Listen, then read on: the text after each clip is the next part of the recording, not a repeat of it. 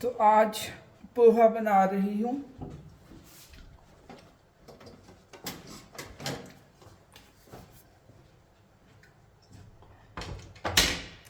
ये ज़ीरा और राई का छौंक, ये तड़की। पोहा बच्चों को पसंद है, छोटे वाले को ज़्यादा पसंद है।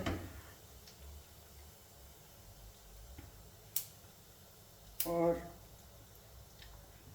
प्याज मैंने चॉप करके, बहुत ज़्यादा बारीक नहीं, थोड़ा क्रंची अच्छा लगता है, थोड़ा सा मोटा सा प्याज हो।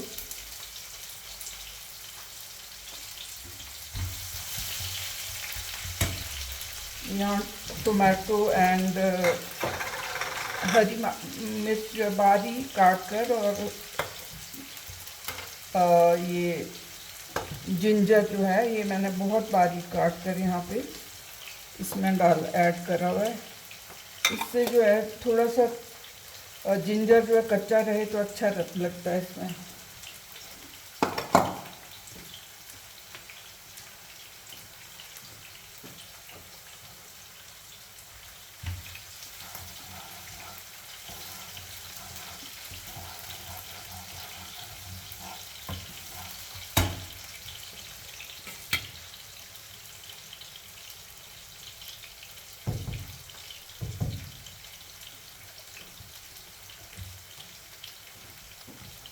कल भी मैंने एक वीडियो की थी, ये मैंने कम से कम 3 इस तरह से ये लिए हैं, क्योंकि मूंगफली जो होती है, मूंगफली दाना बहुत ही पौष्टिक तो होता ही है, प्रोटीन भी होता है इसमें।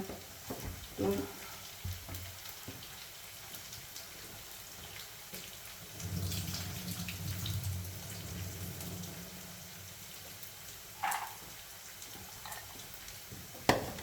ये मैंने पोहा जो है ये अच्छी तरह से धोया, क्योंकि इसमें काफ़ी डस्ट जैसे निकलता है, तो वो धो लिया था पहले ही।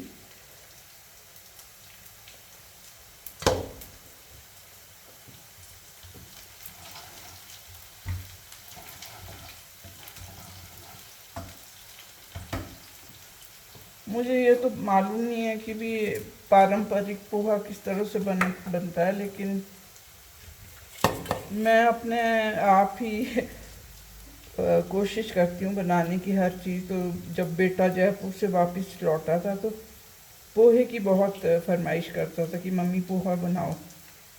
तो मैं अभी राजस्थान रही हूँ, उस समय छोटी थी, ज़्यादा उम्र नहीं थी, तो मैंने सीखा तो था, लेकिन उस समय मुझे आता नहीं था प्रॉपर बनाना। अब मैंने सीखा है बहुत सी चीज़ें बच्चों के वापस लौटने के बाद, क्योंकि मैंने कभी इतना ना तो कभी सोसाइटीज़ में इतना मूव करी हूँ, मौका भी नहीं मिला कि कहीं जाकर सीखूं किसी से। मेरी माँ तो पारंपरिक भोजन और वो बहुत ही स्वादिष्ट बनाती हैं। माँ का हाथ का खाना तो खैर उनका तो कोई जवाब ही नहीं था। तो अब जाके बच्चे बोलते हैं कि मम्मी अब आप खाना अच्छा बनाते हो।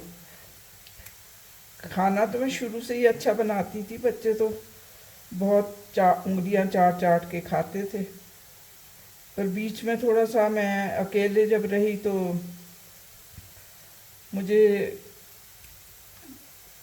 ये मेरा ब्राउन हो चुका है और अब इसे ऑफ करना ज़रूरी है, क्योंकि ताकि ये जले ना। अब इसमें मैं ये टोमेटो एंड ये कर रही हूँ। वैसे तो हल्का कच्चापन इसमें अच्छा लगता है प्याज का, छींटे पर पड़ ही जाते हैं तो साथ में साफ भी कर देती हूँ। इसमें ज़्यादा कुछ नहीं पड़ता है। पोहा तो सिर्फ मूंगफली जब प्याज थोड़ा टमाटर अच्छी तरह पक जाएगा, अब इसमें जाएगा 1 2। अब इस नमक में भी नमक नहीं लगता है। ये थोड़ी हल्दी, थोड़ी देगी मिर्च, और धनिया पत्ता वैसे डाल रही हूँ, पर मैं इसको अवॉइड करती हूँ सूखे धनिया को इसमें पोहे में। फिर भी बच्चे पसंद करते हैं। मसाला इसमें नहीं डलेगा।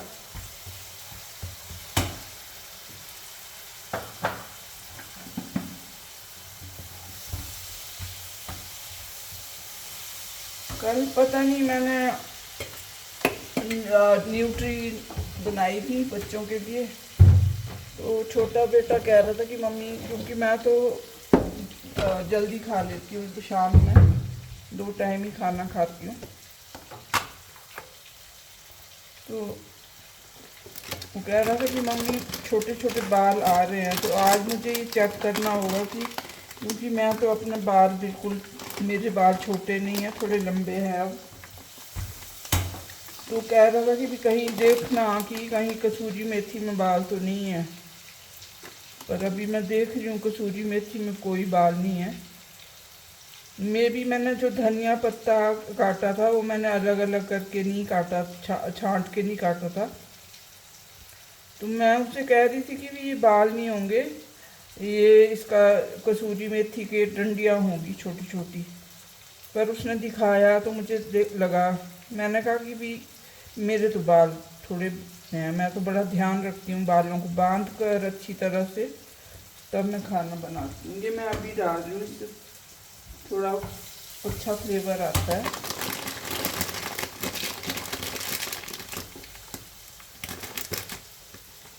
नाश्ता तो सुबह कर लेते हैं बच्चे, क्योंकि नाश्ते में हमें आदत है ज़्यादातर दूध के साथ, दूध ज़रूर लेते हैं, तो ओट्स वगैरह नाश्ते में हमारा ज़्यादा चलता है।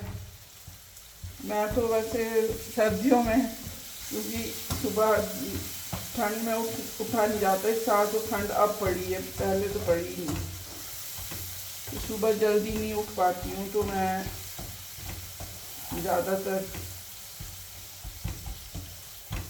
रेडीमेड नाश्ता ही मंगवाती हूँ।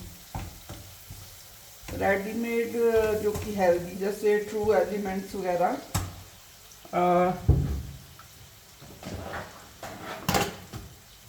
ये वाला है, तो ये छोटे बेटे के लिए मैंने मंगवाया है। पहले मैं भी खाती, इसमें शुगर नहीं है, तो ये शुगर फ्री है। ये थोड़ा हेल्दी, क्योंकि मैं चेक करती रहती हूँ कि कौन से थोड़े हेल्दी हैं।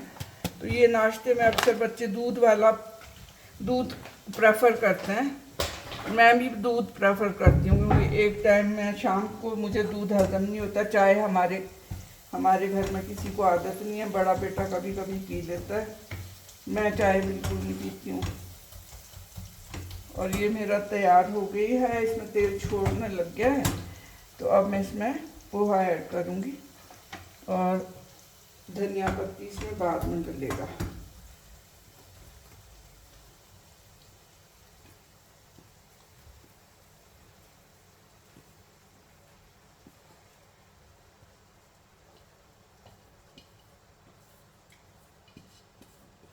ये इस समय बन रहा है, अभी बजे हैं 3:15 दोपहर के, तो सुबह का खाया तो हजम हो जाता है, तो इस समय भी भूख लगती है बच्चों को।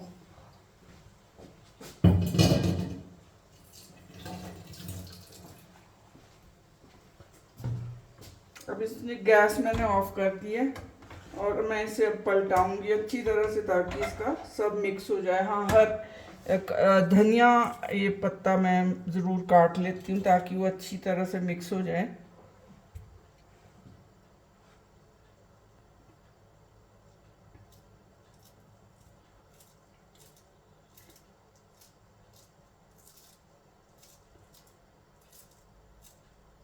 ज़्यादातर मैं सिर ढक कर ही भोजन बनाती हूँ। ये मैं हमारा पारंपरिक स्कार्फ है, जिसे धाटू कहते हैं, तो ये मैं ज़रूर पहनती हूँ, विंटर्स में ख़ास तौर से मैं ज़रूर पहनती हूँ। और खाना बनाते हुए अक्सर ही ये मैं पहना करती हूँ।